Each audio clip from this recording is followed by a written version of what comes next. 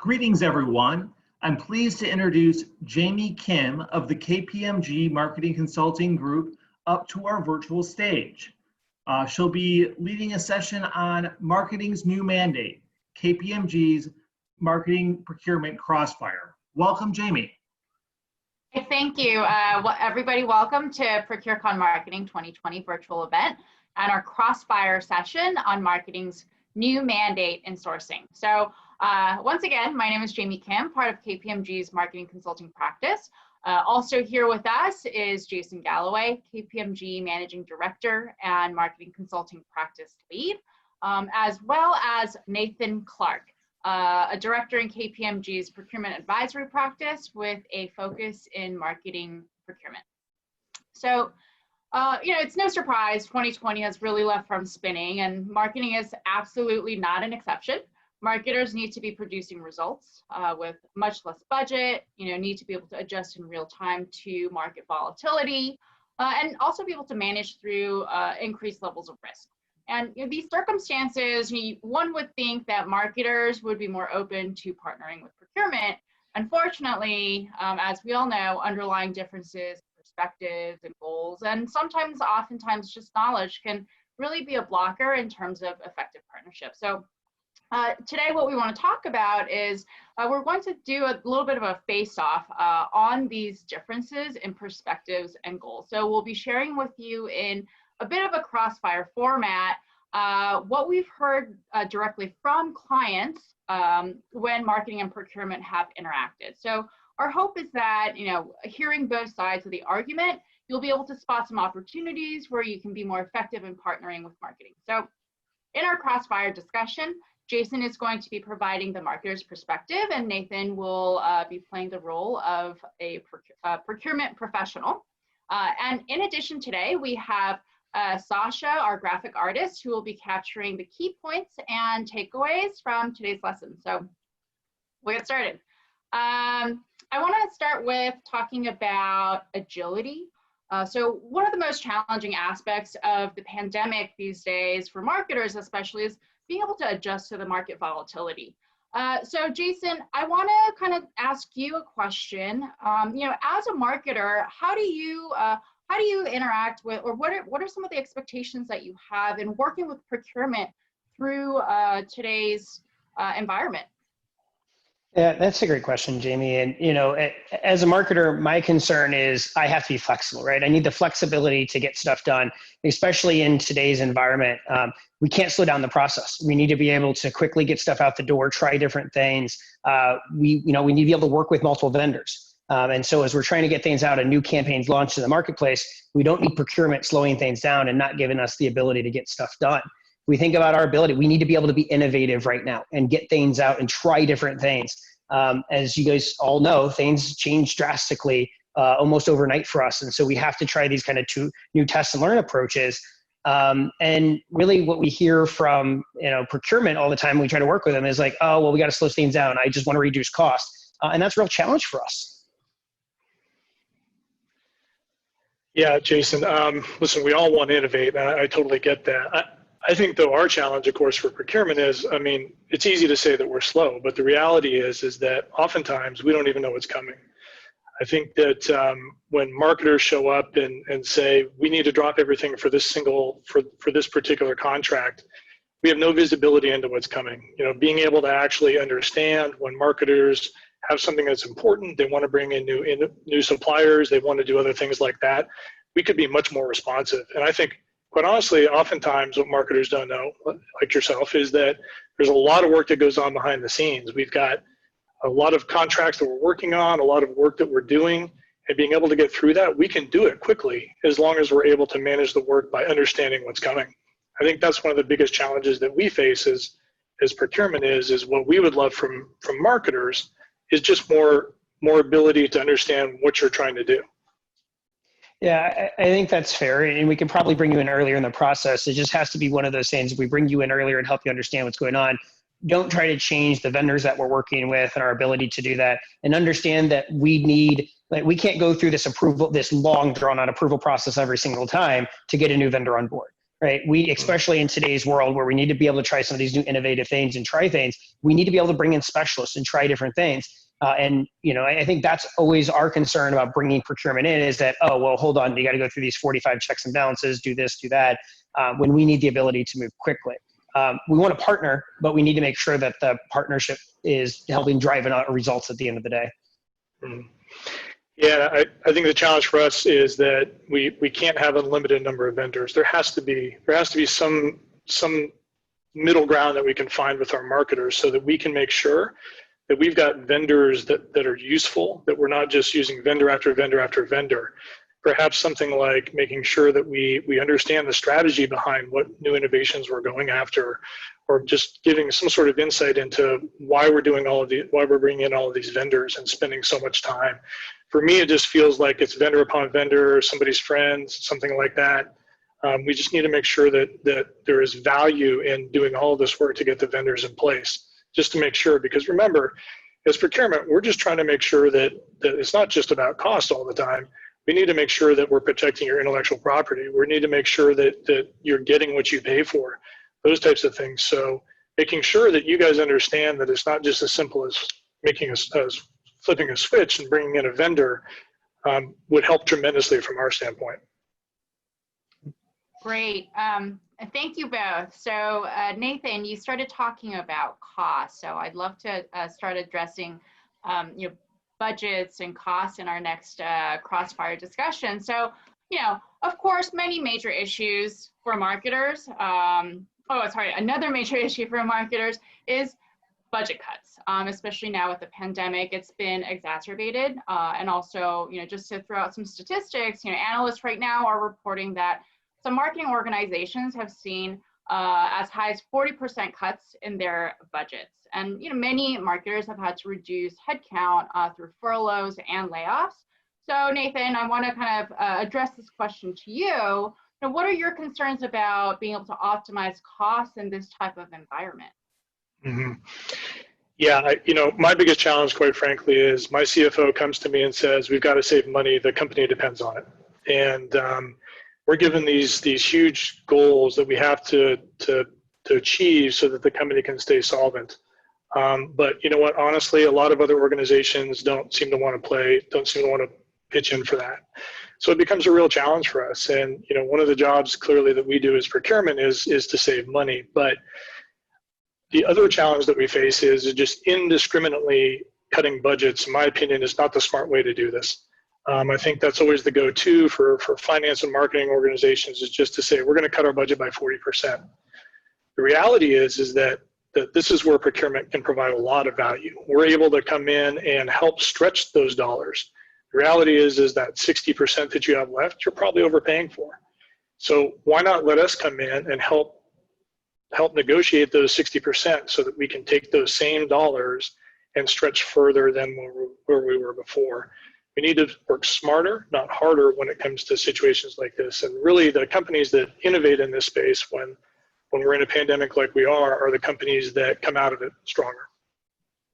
Yeah, I get that, Nathan. And I think as a marketer, my challenge is that it seems that you guys are always focused on cost takeout and you're not necessarily focused on value and helping me drive value in my business. I have messages I have to get on Marketplace. So you're worried about cutting budget. I'm worried about how do I continue to grow the pie to begin with? How do I help grow the business? How do I bring more customers in? And maybe I have to do things differently today than I had to yesterday. I have to change my channels, my mix, my models. I have to do all of that. And so I need help being focused on value. I need more procurement, not just to be focusing on forcing my vendors to reduce their costs and frankly hurting my relationships. A lot of my vendors, I'm concerned about long-term anyway, but and I'm worried kind of about the risk of some of that stuff. And so what I have to do is I have to use these multiple vendors right now. I need you guys to help me and not just come in and pressure them and say, no, you're going to lower your cost, or no, you're going to do this for free. Because frankly, you don't a lot of times know the type of work we do and how we go about doing it. So I need you to understand my business a little bit better to do that. We're not, you're not buying pens and pencils, you're buying people. I think, Jason, you and I agree on something. I think we don't understand, right? And I think one of the things is that I think marketers don't understand what procurement can do. Agreed. I think in the old days, procurement was all about beating down suppliers and getting cost and finding the cheapest. But procurement has grown up a lot in the past 5 to 10 years, and we do a significantly different approach today than we used to in the past.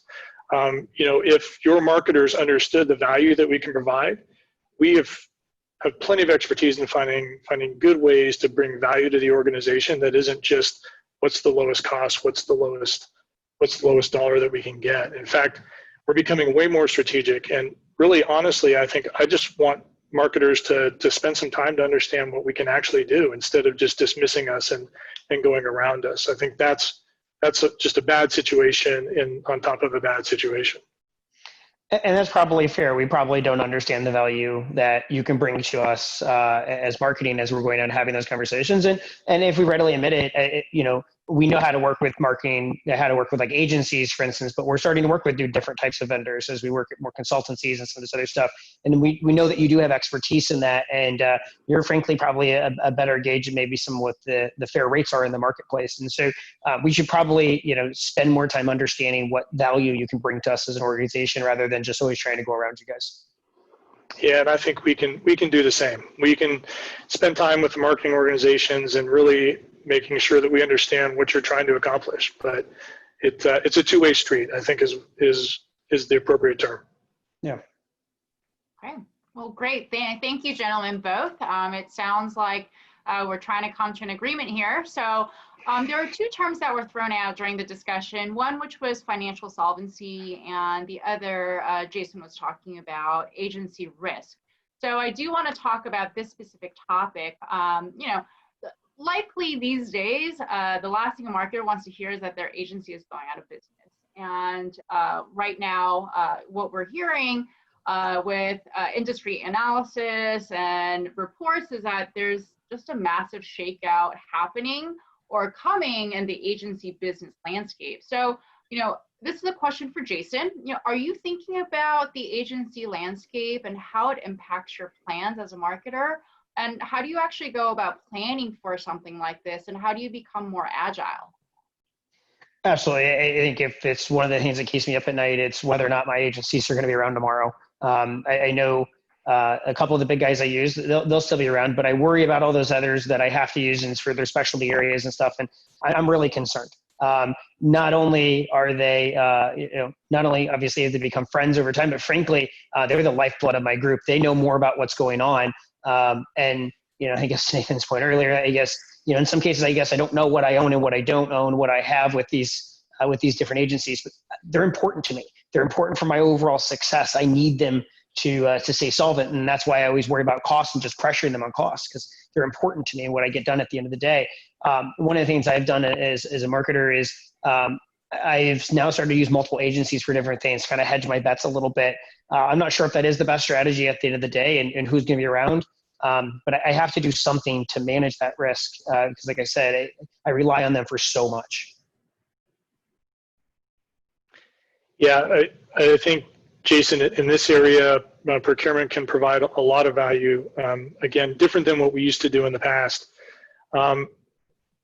Really the key, though, is for us to understand, again, exactly what you're trying to accomplish. And it's one of those challenges that we face because as marketers have now gone towards many, many more, expanding the number of agencies that they use, whether it's just to get a different perspective or whether it's to spread financial risk like you just alluded to, that increases the risk tremendously across the organization, not just from are they going to go out of business standpoint, but just from an intellectual property standpoint, from protecting all of the things that our organization tries to accomplish.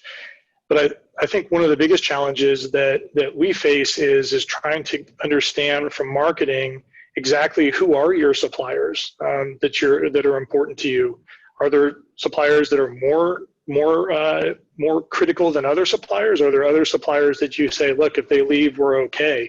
To us, having that understanding is going to help us put our resources behind exactly making sure that those agencies that are important to you, we reach out to and that we can figure out, are they in financial hardship or are they not? So again, it's it's getting information from marketers to be able to go out and execute on that is my biggest challenge. Yeah, I'm okay with that as long as we still have the ability to be flexible and try innovative things and try do different things and use different vendors in different ways. I'm okay with that because I would like some help is understanding how risky are they from a financial standpoint. And I think it's probably areas of expertise that you guys have. I understand that. But one of the things you can help is don't just push them on cost. As we talked about before, if you push them on cost, that's one of the reasons they go out of business is because they kept cutting, they cut the bone. Right. And just instead of cutting the fat. And so just as long as you understand that, then I think we can make that work. Yeah, I think, Jason, one of the really great things that procurement organizations are doing now is being really active in supplier segmentation, setting up strong agency management programs. Good procurement and marketing working together is when we come together and agree, and we can go through and we can segment all of the agencies and say, which are those important ones, which aren't, and then we can then do outreach programs, not just in a pandemic, but also just on a regular basis to understand how are the agencies, what do they need, are there things that can be improved. So setting up a strong agency management program can also as well help us assess things like intellectual property. So we didn't touch on this, but if agencies go out of business, who owns the intellectual property is really important and things like that. So setting up a strong vendor management program is really critical. And we again, it's one of those things that we would ask marketing to help partner with us on. Yeah, so thank you, Nathan. We just have a few minutes left. So we've had some really great discussions so far. And I'd like to ask both Jason and Nathan to summarize some of the key takeaways and recommendations for our audience today that you'd like to share with the procurement audience. So I'd like to start with Jason, and then Nathan afterwards, please. Yeah, thanks, Jamie. And hopefully that gave a bit of a perspective of how kind of marketers think about this, right? Because I think marketers are concerned. And so, a couple recommendations kind of for the procurement organization of how do you actually start to get welcomed under the tent, if you will. I'd say the very first thing is go slow and build trust. Show them that you're about building value. You're not just about taking cost out. Understand what they do at the end of the day. Understand that they're different than other areas, and what they're purchasing is they're purchasing people most of the time, and because they're purchasing talent. They're not buying pens and pencils. And so they look more at the value than they just do the ultimate dollar at the end of the day. So it's important to think about those things as you approach them. Make sure you understand that, and help them understand that you do know what they do and what they're trying to accomplish. Yeah, I totally agree, Jason. And I think this is all about communication.